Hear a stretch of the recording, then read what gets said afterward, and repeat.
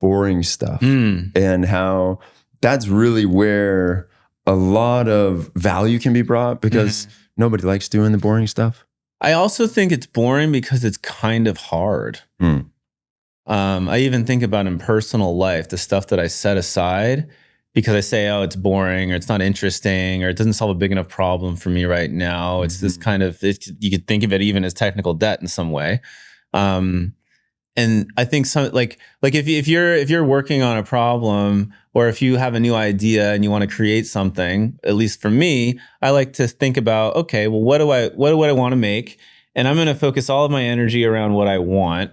I'm not going to, and if something gets in my way a little bit along the way, I'm going to just find a way to move around it and keep moving along until I get to the place that I want to go.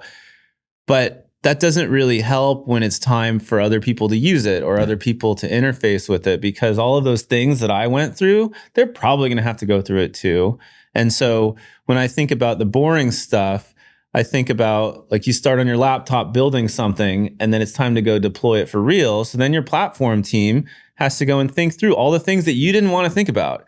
You didn't want to think about any of those things. I don't want to think about sharding or scaling. I don't want to think about if the server crashes. When does that happen? That happens, right? Like, especially if you come from a mindset where you've been deploying into the cloud, unless you're cheap and you're only using spot instances, and you had to think about that, right?